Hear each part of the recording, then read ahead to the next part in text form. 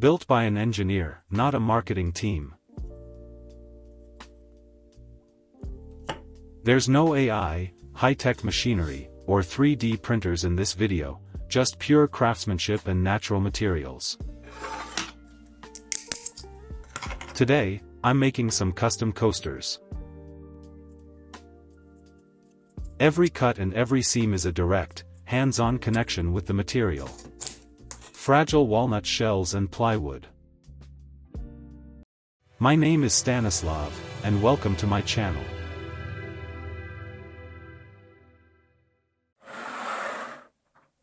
I'll be working with walnut shells today. They're incredibly fragile and unpredictable to work with. First, I have to figure out which shells are actually usable. I start by using a pencil to sketch out 8 sections on the shell.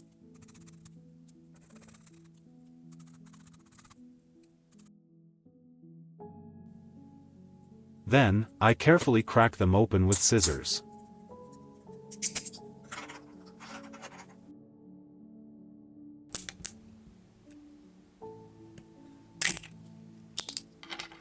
I clean out the meat and the inner membranes, leaving just the thin shell.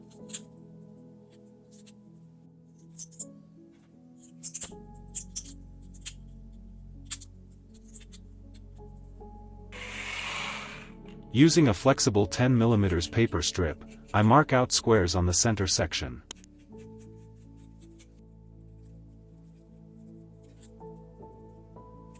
I can get about 4 pieces from 1/2, provided it doesn't crack, which happens a lot. I use a manual fret saw to cut them lengthwise into long quarters.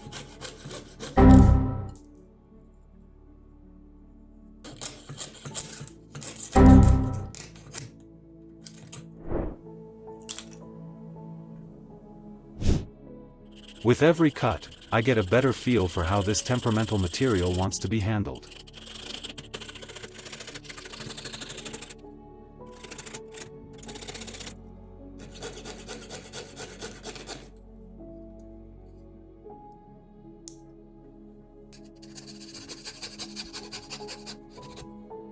Next, I trim the ends off to get pieces that are roughly rectangular.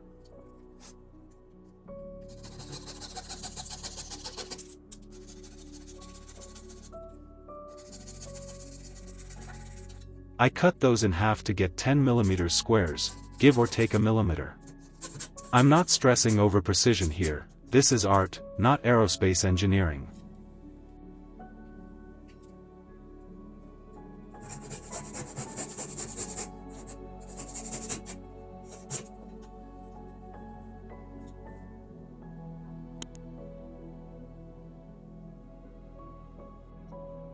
For the side pieces, I use a paper template to mark out triangles.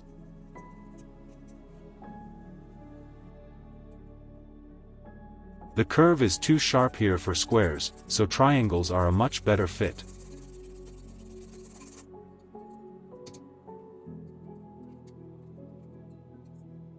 By now, I've got a system down. Score a deep line and then just snap the shell.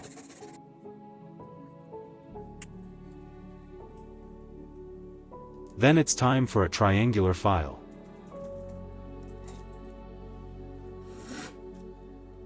Squaring off the edges and refining the shapes is incredibly meditative, especially when you've got over 100 tiny pieces to do.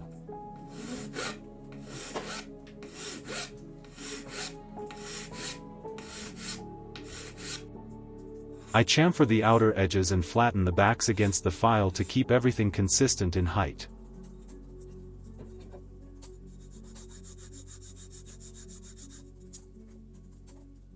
Getting those backs flat is crucial for a solid glue bond later.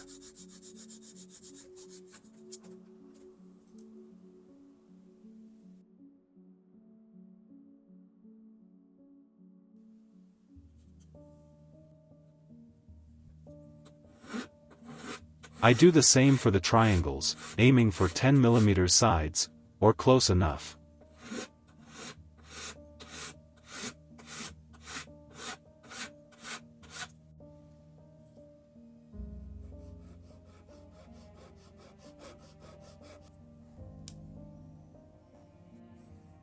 Now, I sort through all the pieces I've prepped. I pick out the ones with the most unique, rugged textures. These will really stand out and give the project some character. I carefully fill the crevices with PVA glue using a sharpened matchstick. Some get brass shavings, which I've been saving for a rainy day. Well, today's that day. Once the glue dries, I'll shake off the excess, leaving a really nice metallic inlay effect.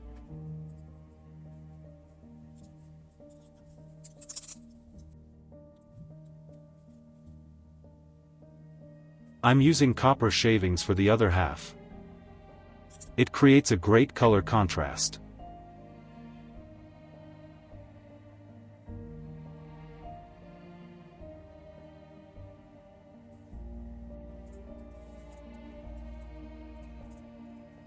From the remaining squares, I pick the flattest ones to keep things balanced.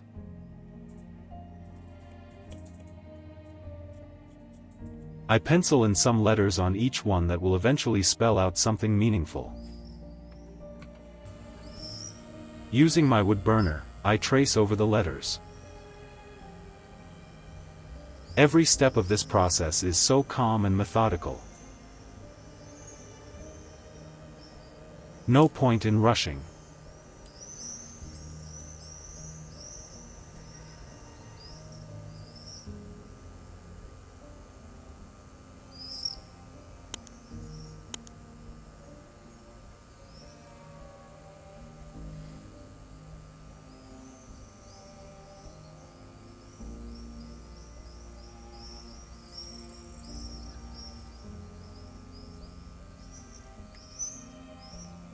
Burning leaves a bit of char around the letters.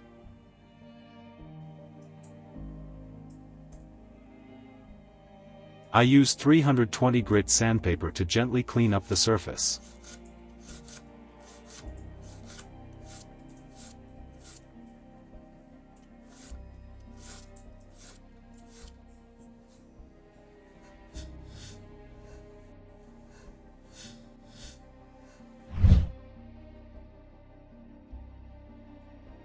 I touch up the lettered pieces and give the inlay pieces a quick pass as well.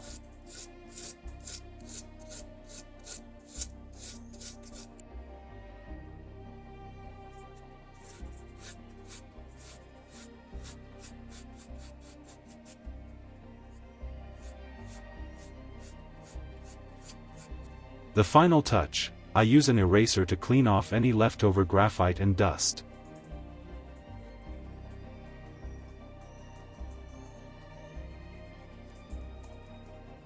All the parts are ready, so it's time to assemble the puzzle and get the dimensions right.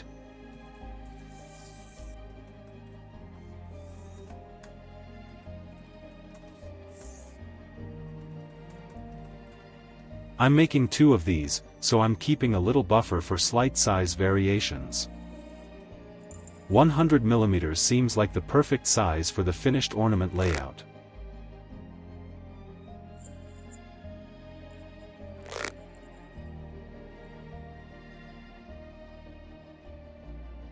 The center section is exactly 50.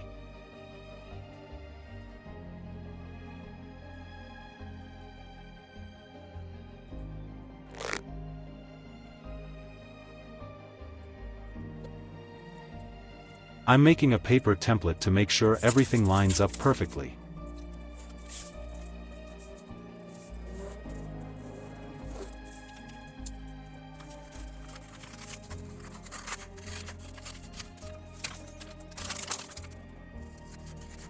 The key here is getting that center point dialed in.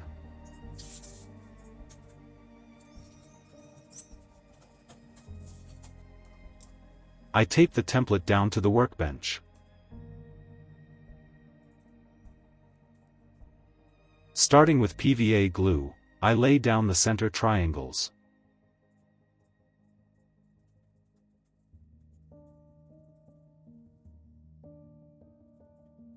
Then I fill in the middle, leaving a small gap, and start working on the outer rows. Making this template is more than just a guide. It gives each piece a stable surface to bond to, which makes the whole assembly much stronger.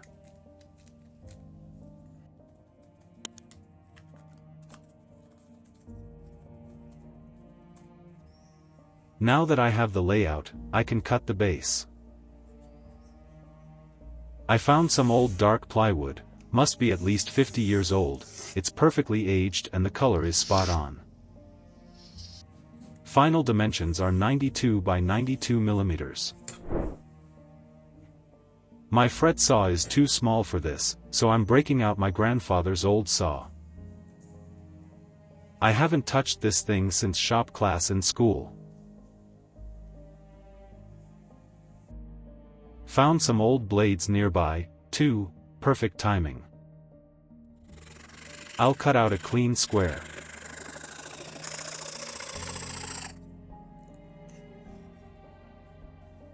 Marking the waste areas now. Checking the fit against my Mosaic template. These saw teeth are pretty aggressive, so it leaves some rough marks.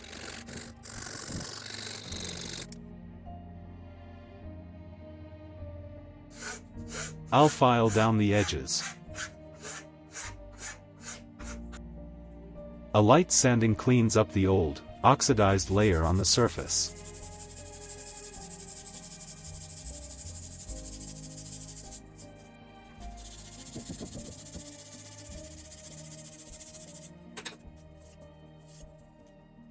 I tape the paper template with a square cutout onto the clean base.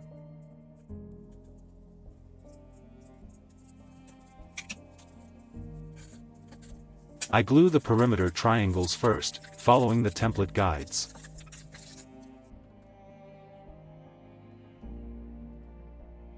This way, I don't have to mark the wood directly.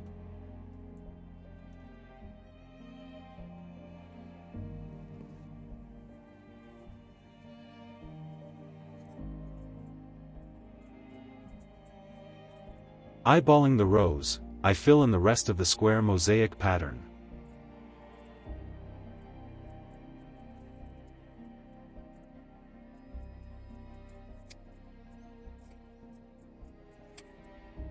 I'm using binder clips and a metal ruler as a fence. It acts as a perfect straightedge. Just push the pieces up against the ruler, and everything stays perfectly aligned.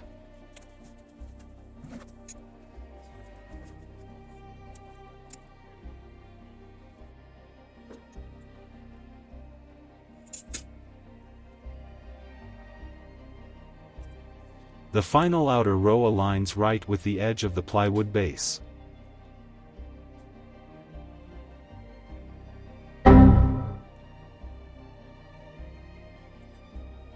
Piece by piece, it's all coming together.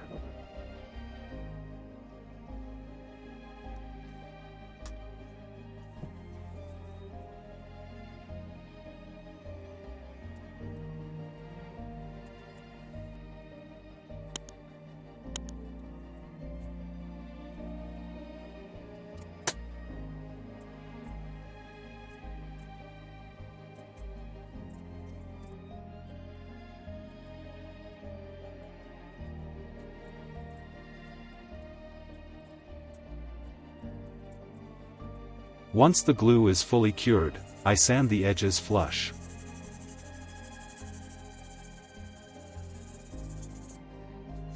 I wrap sandpaper around a triangular file to get into those tight corners.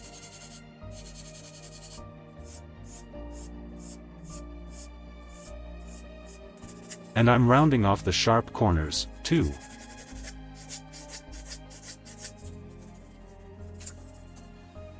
Time for a protective finish.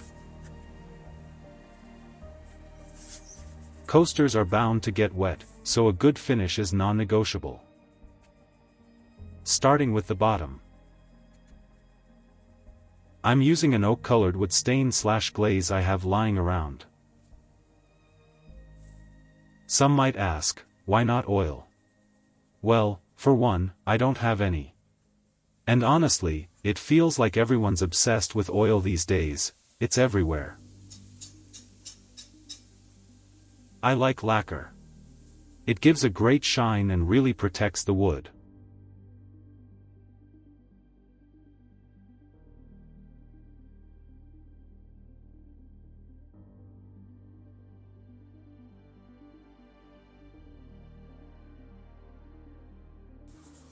After it cures for a couple of days, I'll hit the top side. Since the surface is so textured, I'm using a small custom brush I made. It's a modular, multi-purpose tool with replaceable heads.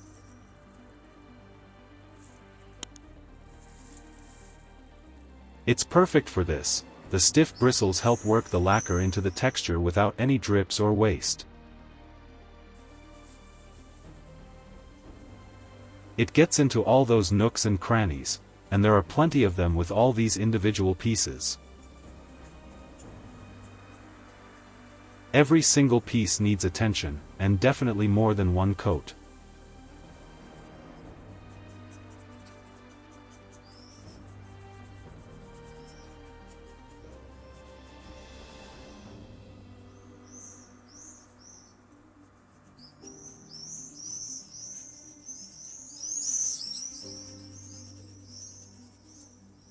Once that's dry, just the feet left.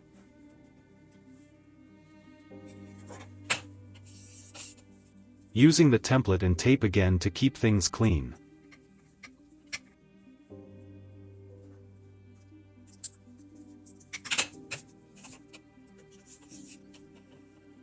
I'm using these silicone furniture bumpers, the kind you put on cabinet doors.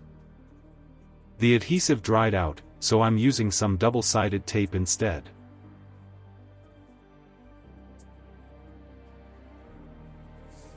Stick the bumpers to the tape.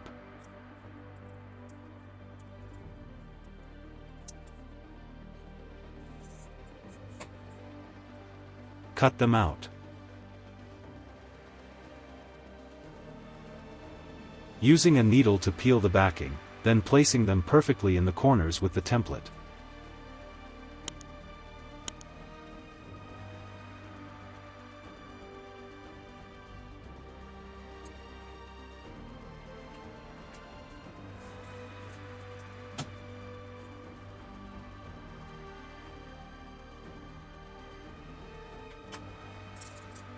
And there we go, silicone feet are on.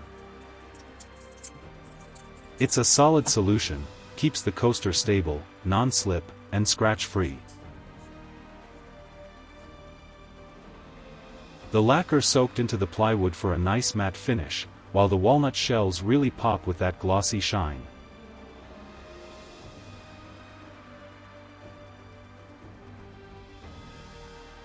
That texture contrast looks amazing.